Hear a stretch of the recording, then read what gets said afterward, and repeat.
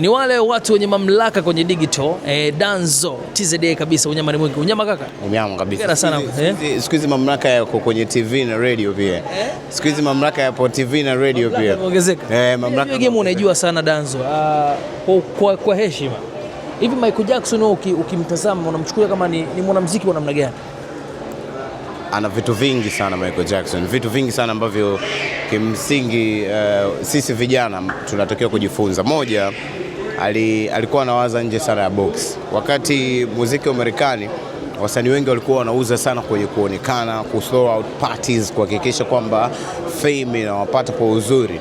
Michael Jackson aliinvest kwenye absence, kwenye kuto kuonekana, kuto kuwepo kabisa, kuwa unavailable. Akatengeneza mazingira kwamba ili ukimuona lazima upate excitement noma sana. Lakini kitu kingine ambacho tunatokea kujifunza, Michael alitengeneza branding sana. Yaani kuna baadhi ya watu wanaamini kwamba hata ile sauti ya haikuwa ya Michael. Kuna time walikuwa wanaweza kuongea ile bass kabisa, ndio maana watu walikuwa wanaona kama there was a time Michael Jackson alikuwa gangster. Alifundisha watu juu ya branding. Unajua Michael Jackson alikuwa anaweza kutengeneza outfit ambayo ama branding ambayo ukiiona tunajua hii ni outfit ama hii ni branding ya Michael Jackson. Kwanza kwenye muonekano, nini anavaa. Amekuja kufundisha watu wengi sana, au ameinspire wasanii wengi sana kwenye upande wa performance pia. Alikuwa ni jamaa ana invest muda mrefu sana kwenye performance. Na moja kati ya rehearsal ambazo nimewahi kuziona za Michael Jackson ni alikuwa jamaa ambaye akifanya rehearsal alikuwa anafanya rehearsal na mtu ambaye atahusika na lights kwenye show yake, anafanya rehearsal na mtu ambaye atahusika na smoke ile yani alikuwa anafanya rehearsal na kila mmoja ambaye ataparticipate kwenye show. Kwa alikuwa anatufundisha consistency. Lakini kitu kingine Bray ambacho haufahamu, Michael Jackson pia alikuwa ni mtu ambaye anafundisha watu kufanya visasi kwa aina ya tofauti. Kwa mfano, Michael Jackson alishawahi kudisiwa na Eminem. Umeona bwana. Baada ya kudisiwa na Eminem, Michael Jackson alimsuu Eminem, lakini bahati mbaya kesi haikwenda vizuri kwa Michael. So Michael alichokifanya ni alienda kununua catalog nzima ya Eminem. Yaani kimsingi alienda kununua recording label ambayo inamsimamia Eminem. Kimsingi distribution nzima ya Eminem ikawa chini ya Michael Jackson. Kwa hiyo ikawa every time Eminem ana perform, Michael Jackson alikuwa anaingiza hela. Lakini pia jamaa amefariki, alikuwa anamiliki almost 50% ya shares za Sony. Ukiongelea 50% za Sony, manake every time Beyonce na Jay-Z walikuwa wakiachia ngoma, jamaa alikuwa anaingiza hela. Sijui kama unanielewa.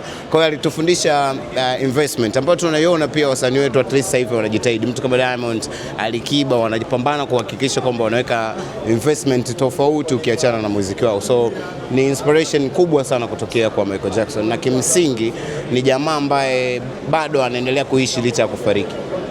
Yeah. Ukiangalia kwa nini wasanii wetu wanashindwa kufanya vizuri kimataifa? Ni lugha ndio inawasumbua au ni nini? Kwa mtazamo wako? Ukiniambia wanashindwa kufanya vizuri kimataifa, kuna sehemu naweza nikakukatalia Bray, kwa sababu tayari tumeona wasanii wetu wakifanikiwa, wakifanya vizuri kimataifa. Diamond ametoka juzi tu Paris kuperform kwenye crowd ya watu almost 80 pamoja na Fari. Hiyo inajaribu kusema kwamba nje ya mipaka ya Tanzania muziki wetu unafanya vizuri. Kinachotukwamisha labda ambacho mimi nakiona sana kutoka kwa wachambuzi ni mchambuzi nani huyo? Almost wachambuzi wote ni kujaribu kupambana sana kuwepo kwa bato ya Diamond na Alikiba, bato ya Diamond na Alikiba, bato ya Diamond na Alikiba. Yaani kila asubuhi ukiamka ni Diamond na Alikiba, Diamond na Alikiba. Nadhani inabidi tutafute nafasi nyingine ya kuwapa watu wengine pia nafasi ya kuenda huko juu. Sio kama unanielewa. Ni kama vile kwenye mpira kakangu. Simba na Yanga inafanya club nyingi sana zinakuwa zisurvive. Kwa sababu ule ushindani wao, unaamka asubuhi unaambiwa baada tu wewe kuzaliwa Tanzania utakuwa ni either Simba ama Yanga. Yaani kwa hiyo manake hatutengenezi generation ya watu ambao watashabikia wasanii wengine. Yaani bado sisi tunangangania Diamond na Alikiba. Wakati nadhani wao wameshafikia stage wao wanatakiwa kuwashika watu wengine waende. So ilibidi sasa hivi bato hiyo hata Mario na Mbosso hivi.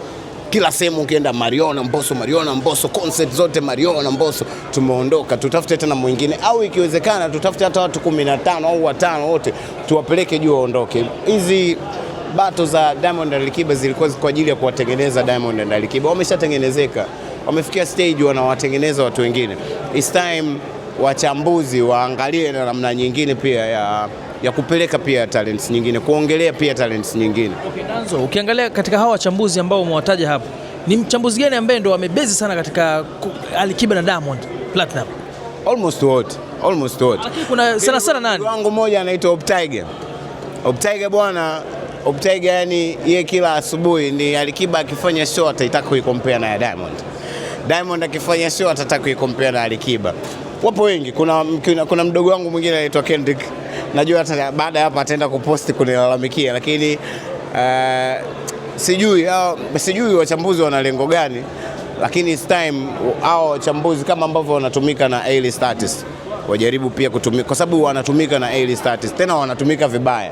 Sawa, kwa sababu wanatumika, it says wana power. Tuangalie pia tunawezaje kumpeleka na Zuchu, tunawezaje kumpeleka na mwingine. Umeona bwana, Stance anakuwaje mkubwa, umeona Mario anaendaje international kwa push nzito ya kwetu wote. I think it's the right time ya sisi generation yetu pia kutengeneza Diamond na Alikiba wengine. Diamond na Alikiba wameshafanikiwa kuwa hapo.